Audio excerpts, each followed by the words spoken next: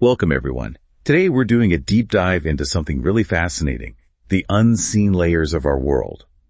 We're going to explore the idea of, parallel universes maybe, and how they might actually be affecting your daily life. Exactly, and we're drawing these insights specifically from the teachings of Sheikh Nurjan Miramati. It's quite a unique perspective. It really is. You hear terms like aliens thrown around or talk about strange encounters.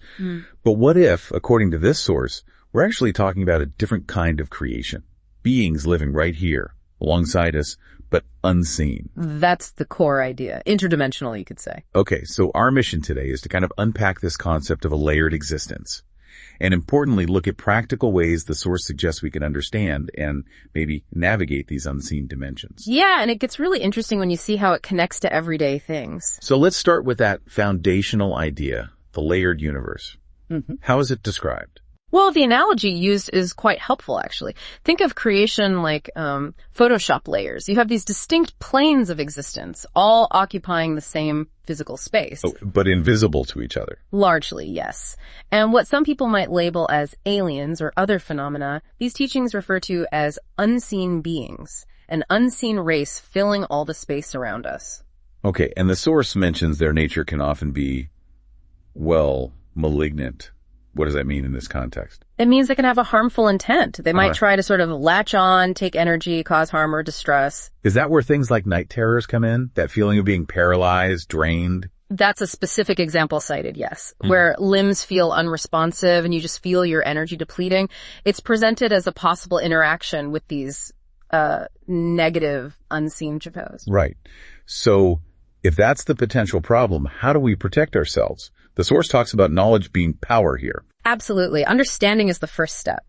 But then it gets into vibrational shields. The idea is that high vibrations, a kind of pure, positive, energetic state, are difficult for these negative beings to be around. High vibrations generated how? Through spiritual practices. Things like sacred recitations or profound praisings, specifically mentioning Prophet Muhammad, peace and blessing be upon him, in this tradition. This high-frequency energy is said to cause them discomfort, almost like a burning sensation, forcing them to back off. Wow, okay, so our own spiritual state is a defense.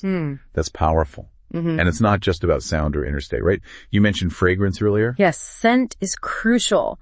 According to the teachings, these unseen beings are sustained differently than us, not by physical food, but by air, and importantly, by fragrance. So good smells versus bad smells. Exactly. Good, pleasant fragrances, think flowers, incense, clean scents, actually cause harm or distress to the negative ones. Okay. Whereas bad smells, sewage, rot, general uncleanliness. Yeah. That attracts them, like their kind of environment. Which explains why so many traditions emphasize keeping the home clean and using pleasant scents. It's an energetic boundary. Precisely. Making your space welcoming for positive energy and unwelcoming for negative influences.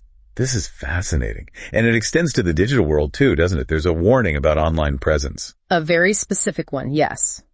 About putting faces online, particularly women and children. Why is that considered risky in this context? The teaching explains it as turning yourself into a kind of billboard for unseen energies. It invites attention, potentially envy, desire, negative focus from these unseen predators who operate on energetic levels. It's described as a modern form of veiling, protecting your energy field from unwanted digital exposure. That really makes you think about what we share. It's like an energetic vulnerability. It is. And that vulnerability isn't just online. It connects to bringing things into your home, too. How so? The source uses the Trojan horse analogy. If you've been in a really negative, competitive, or draining environment. Right, like a stressful workplace. Could be. You can unknowingly carry that negative energy back with you, attached to your own energy field, and bring it right into your home sanctuary.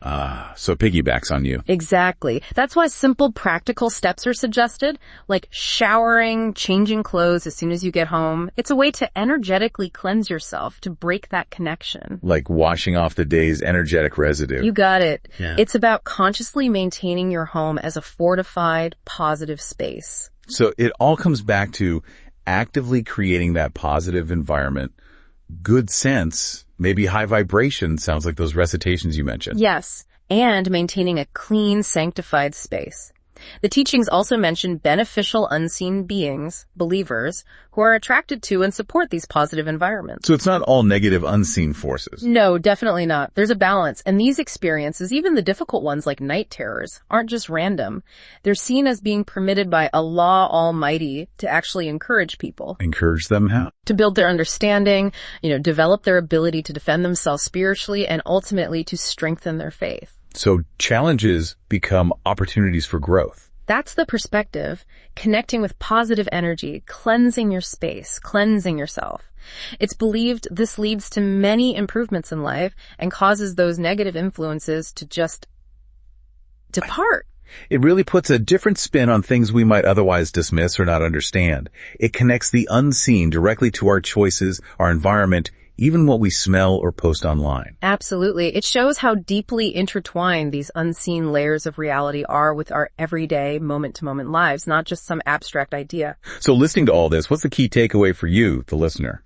Well, I think it poses a really practical question for reflection, doesn't it? How can you, in your own life, consciously work on cultivating those higher vibrations?